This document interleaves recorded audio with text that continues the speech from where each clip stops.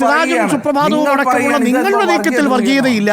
SDP അല്ലെങ്കിൽ Jamaat-e 4 vote UDF BJP ചെറുക്കാൻ കൊടുത്താൽ അത് വർഗീയതയാവും. അതെന്ത് നിലപാടാണ് ജയ്ക്ക്? തീർച്ചയായിട്ടും ഞാനതിന്റെ മറുപടിയിലേക്ക് തന്നെ വരാം. അതായത് ഇപ്പോൾ ഇവർ പറയുന്നു യുവമോർച്ചയുടെ നോട്ടീസിനെ സംബന്ധിച്ച് നമ്മുടെ യൂത്ത് കോൺഗ്രസ് നേതാവിന് അനിതര സാധാരണമായ പ്രയാസമുണ്ട്. ഞാൻ പറയുന്നത് യുവമോർച്ച കാസ പീസ സംഘത്തെ ഉപയോഗിച്ചുകൊണ്ട് നടത്തുന്ന പ്രചരണത്തെയും നമ്മൾ തള്ളിപ്പറയണം. അതേ കരുത്തോടുകൂടെ അല്ലെങ്കിൽ ആനുപാതികമായ കരുത്തോടുകൂടെ എങ്കിലും SDPIയുടെ നോട്ടീസിനെയും നമ്മൾ തള്ളിപ്പറയണം. നിങ്ങൾ എന്തുകൊണ്ടാണ് അത്തരത്തിലൊരു സമീപനം കാണിക്കാത്തത് എന്ന ചോദ്യമാണ് ഞാൻ ചോദിക്കുന്നത്. അപ്പൊ പറയുകയാണ് പാലക്കാട് ഞങ്ങൾക്ക് കിട്ടിയ 18,000 വോട്ട് മുഴുവൻ SDPI യാണോ ജമാഅത്തെ ഇസ്ലാമിയുടെ ആണോ? തർക്കം എന്താണ്? UDF ലഭിച്ച മുഴുവൻ വോട്ടും വർഗീയവാദികളുടെ വോട്ടാണെന്ന ഒരു അഭിപ്രായവും നമ്മുടെ നാട്ടിൽ യുക്തിസഹമായി ചിന്തിക്കുന്ന ഒരു മനുഷ്യനും ഉണ്ടാകില്ല. പക്ഷേ പ്രത്യേകത എന്താണ്? നിങ്ങൾ താൽക്കാലികമായ തെരഞ്ഞെടുപ്പിന് നേട്ടത്തിന് വേണ്ടി ജമാഅത്തെ ഇസ്ലാമിയെയും SDPIയെയും RSSും പോലെയുള്ള ചെറുതും വലുതുമായ വർഗീയ കക്ഷികളെ പ്രോത്സാഹിപ്പിക്കുന്നു. അവർക്ക് താരാട്ട് പാടുന്നു. അവരുടെ പേര് പറയുമ്പോൾ ഒരു വർഗീയവാദിയുടെയും വോട്ട് വേണ്ട എന്ന് പറയുന്നതിന് പകരം SDPIയുടെ വോട്ട് വേണ്ട എന്നും RSSന്റെ വോട്ട് വേണ്ട എന്ന് പറയാനുള്ള കരളുറപ്പ് നിങ്ങൾക്കില്ല. നിങ്ങൾക്കെന്ന് പറയുന്നാൽ UDFിനില്ല. അവിടെയാണ് പ്രശ്നം. അവിടെ നിങ്ങൾ കാണുന്നത് എന്താണ്? ഇപ്പോഴും നമ്മൾ ചർച്ച ചെയ്തത് പോലെ ചെറു സംഘം പ്രകടനം നടത്തി. ആ പ്രകടനത്തിൽ എന്ത് തെറ്റ്? UDF പ്രതിനിധി ന്യായീകരിക്കുകയാണ്. SDPI ഒരു ചെറു സംഘമാണോ? അവർ 10-40 പേരെ വിക്ടോറിയ കോളേജിന് മുമ്പിൽ UDFിന് അഭിവാദ്യം അർപ്പിക്കാൻ 10-40 പേരെ വന്നിട്ടുണ്ടാകുള്ളൂ. ആ SDPI അപകടകരമായ സംഘമാണ് എന്ന അഭിപ്രായം യൂത്ത് കോൺഗ്രസ് നേതാവെ അങ്ങേക്കില്ലെങ്കിലും അങ്ങയുടെ കൂടെ കൊടി പിടിച്ച് നടന്ന മതനിരപേക്ഷവാദിയായ കോൺഗ്രസ്സുകാരനായ പുന്ന നൗഷാദിനുണ്ട്. പുന്ന നൗഷാദിന്റെ വീടിന്റെ മുമ്പിൽ പോയി, ജോസഫ് മാഷിന്റെ വീടിന്റെ മുമ്പിൽ പോയി യൂത്ത് കോൺഗ്രസ് നേതാവിന് പറയാൻ പറ്റുമോ? SDPI ഒരു ചെറു സംഘമല്ലേ, ഒരു ചെറു പാർട്ടിയല്ലേ, 10-40 പേരല്ലേ ഉള്ളൂ എന്ന് പൊള്ളും. മതനിരപേക്ഷവാദിയായ കേരളത്തിലെ ഏത് മലയാളിക്കും പൊള്ളും. പക്ഷെ അങ്ങേക്ക് പൊള്ളില്ലല്ലേ? അങ്ങേക്ക് UDFിന് വേണ്ടി 10 സിന്ദാബാദ് വിളിച്ചപ്പോ 4 വോട്ട് തരാമെന്ന് പറഞ്ഞപ്പോ SDPI ഒരു ചെറു സംഘമല്ലേ, ഞങ്ങൾക്ക് ചെയ്താലെന്താ ചെയ്തില്ലേലെന്താ, ഞങ്ങൾ പേര് മിണ്ടില്ല എന്ന് അല്ലേ? പുന്ന നൗഷാദ് മുതൽ ജോസഫ് മാഷ് വരെയുള്ളവരുടെ മുമ്പിൽ നിങ്ങളുടെ നിലപാടിന് അനിതര സാധാരണമായ തിരിച്ചടി ഉണ്ടാകും. ഒരു സംശയം വേണ്ടതില്ല. പിന്നെ പറഞ്ഞത് എന്താണ്? പറയുമ്പോ ചരിത്രം ചവിറ്റുകൊട്ടയിൽ ഇടാനുള്ളതല്ല എന്ന് യൂത്ത് കോൺഗ്രസ് നേതാവ് എന്നെ ഓർമ്മിപ്പിക്കുകയാണ്. പറഞ്ഞത് നന്നായി.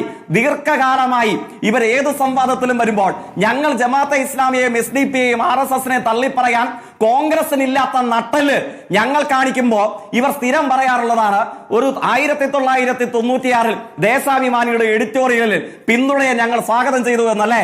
നമുക്ക് ആ എഡിറ്റോറിയൽ തന്നെ എടുത്ത് ചർച്ച ചെയ്ത് കളയാം. ദീർഘകാലമായി ഇങ്ങനൊരു അവസരം നോക്കിയിരിക്കുകയായിരുന്നു. ഏതാ എഡിറ്റോറിയൽ? യൂത്ത് കോൺഗ്രസ് നേതാവ് വായിച്ചിട്ടുണ്ടോ? ഏതാ സമയം?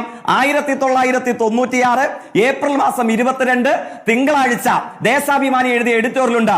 ആ എഡിറ്റോറിയലിന്റെ 4ാം ഖണ്ഡിക, എഡിറ്റോറിയൽ മുഴുവൻ വായിക്കണം നേതാവേ, പകുതി വായിച്ചിട്ട് നിങ്ങൾക്ക് സൗകര്യമുള്ള വ്യാഖ്യാനം നടത്തല്ല. അതിന്റെ 4ാം ഖണ്ഡിക ഉണ്ടല്ലോ, ദേശാഭിമാനികളെ രാഷ്ട്രീയകാര്യ ലേഖകനും എഡിറ്റോറിയൽ സംഘവും പറയുന്നത് എന്താണ്? ലോകത്തിൽ എവിടെയും ഉണ്ടാകുന്ന സംഭവങ്ങളായാലും പ്രശ്നങ്ങളായാലും സ്വന്തം ഇസ്ലാമിക വീക്ഷണത്തിലൂടെ ആ മതത്തിലൂന്നി നിന്ന് മാത്രം വീക്ഷിക്കുകയും നിരീക്ഷണം നടത്തുകയും ചെയ്യുന്ന സംഘടനയാണ് ജമാഅത്തെ ഇസ്ലാമി. ഏത്? അങ്ങ് പറഞ്ഞ എഡിറ്റോറിയലിൽ ഞങ്ങളുടെ പാർട്ടിയുടെ മുഖപത്രമായ ദേശാഭിമാനി എഴുതുന്നതാണ്, ലോകത്തെവിടെ പ്രശ്നം ഉണ്ടായാലും സ്വന്തം മതത്തിന്റെ വീക്ഷണകോണിലൂടെ മാത്രം കാര്യങ്ങളെ വിലയിരുത്തുന്ന ഒരു വർഗീയ പാർട്ടിയാണ് ജമാഅത്തെ ഇസ്ലാമി. അങ്ങനെ 4 വാചകം പറയാൻ 96 വേണ്ട. തെരഞ്ഞെടുപ്പ് ജയിച്ചല്ല പാലക്കാട്, ചേലക്കരയിൽ തോറ്റും പോയി. ഇനിയെങ്കിലും തയ്യാറുണ്ടോ ജമാഅത്തെ ഇസ്ലാമി ഇതാണെന്ന് പറയാൻ? SDPI ഇന്നതാണെന്ന് പറയാൻ? ഒരു നിമിഷം അതേ ജമാഅത്തെ ഏത് പ്രശ്നമുണ്ടെങ്കിലും അതിനെ മതാടിസ്ഥാനത്തിൽ കാണുന്ന ജമാഅത്തയുടെ വോട്ടും പിന്തുണയും നിങ്ങൾക്ക് ഒരു കാലഘട്ടം വരെ സ്വീകരിക്കുന്നതിൽ ബുദ്ധിമുട്ടുണ്ടായിരുന്നില്ലേ ജയ്ക്ക്?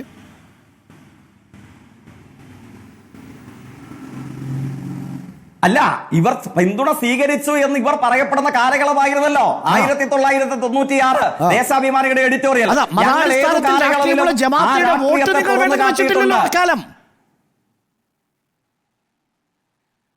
അതെന്താ വേണ്ടെന്ന് വെച്ചിട്ടില്ലാത്ത? അങ്ങ് പരിശോധിച്ച് നോക്ക. ജമാഅത്തെ ഇസ്ലാമിയെ സംബന്ധിച്ച് CPIM നിലപാട് സ്വീകരിച്ച ഏത് കാലഘട്ടവും നിങ്ങൾ പരിശോധിച്ച് നോക്ക. ഇത്തരത്തിലൊരു സമീപനം ഞങ്ങൾ ഉണ്ടായിരുന്നില്ലേ? കൂടിക്കാഴ്ച നടത്തിയിട്ടില്ലേ? അതിന് രമേശ് ചെന്നിത്തല ചോദിച്ചപ്പോൾ വിമർശിച്ചിട്ടില്ലേ? ഞാൻ പറഞ്ഞല്ലോ, ഞങ്ങൾ അങ്ങ് പരിശോധിച്ചു നോക്കാൻ ഞാൻ ആവർത്തിച്ച് പറയുന്നു, ജമാഅത്തെ ഇസ്ലാമിയുടെ പിന്തുണ ഇടതുപക്ഷ രാഷ്ട്രീയത്തിന് വ്യാപകമായി ലഭിച്ചു എന്ന് പറയപ്പെടുന്ന സമയം 1996 സമയ കാലയളവാണ്. ആ കാലയളവിൽ പോലും ഞങ്ങളുടെ നിലപാടും വോട്ടും നിങ്ങൾക്കൊപ്പമായിരുന്നു എന്നതാണ്. അബിൻ, എനിക്ക് 30 സെക്കൻഡ്സ് സമയം. 30 സെക്കൻഡ്സ് അബിൻ. ഇല്ലില്ല, അവിടെ അങ്ങനെ ഇപ്പോഴത്തെ UDF സ്വീകരിക്കുന്ന സമീപനം ഇടതുപക്ഷം സ്വീകരിച്ചിട്ടില്ല. SDP-യുടെ ചെറുസംഘം എന്നല്ല ഞാൻ പറഞ്ഞത്.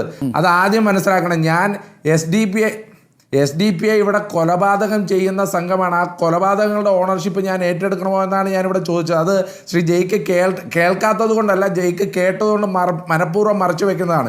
ആ SDP-യോട് തന്നെയാണ് ഞങ്ങൾ പറയുന്നത്, ഏത് വർഗീയവാദിയുടെയും വോട്ട് ഞങ്ങൾക്ക് വേണ്ട എന്ന് വളരെ അസന്നിഗ്ധമായ നിലപാടാണ്. 2, ജമാഅത്തെ ഇസ്ലാമിയുടെ വോട്ട് നിങ്ങൾ മേടിച്ചു കഴിഞ്ഞിട്ട് നിങ്ങൾ 4 വർത്തമാനം പറഞ്ഞിട്ട് വല്ല കാര്യമുണ്ടോ? 2011 മേടിച്ചില്ലേ? ഇത് ഒരു സിനിമയിൽ ശ്രീനിവാസൻ പറയും പോലെയാണ്, ഈശ്വര ദൈവമേ അച്ഛന് നല്ലത് മാത്രം വരുത്തണേ, എന്നാലും ആ ദുഷ്ടൻ അങ്ങനെ ചെയ്തല്ലോ എൻ്റെ പൊന്നു മോനെ എന്ന് പറയുന്നത് പോലെയാണ്. വോട്ട് മുഴുവൻ മേടിക്കും. വോട്ട് മേടിച്ചു കഴിഞ്ഞിട്ട് 2 ഡയലോഗ് ഇറക്കും. ആ വോട്ട് മേടിച്ചുകൊണ്ടുള്ള എഡിറ്റോറിയലിന്റെ ഒരു വാക്ക്, ആ വാക്ക് ഏതായാലും ജയിക്ക് തള്ളിപ്പറഞ്ഞല്ലോ. എന്താ തള്ളിപ്പറയാത്തതെന്നറിയാവോ? ജമാഅത്തെ ഇസ്ലാമിയുടെ പിന്തുണ LDF-ന് കിട്ടിയത് LDF ഭരണത്തിൽ വരുന്നത് ഉപകാരപ്രദമായിരുന്നു എന്നാണ് ആ വാക്ക്.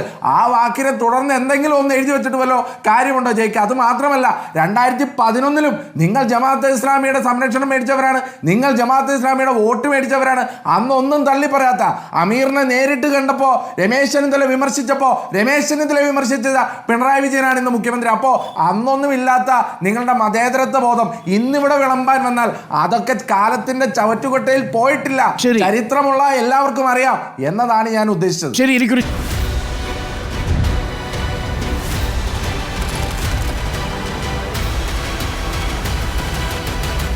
Debate with Dr. Arun Kumar.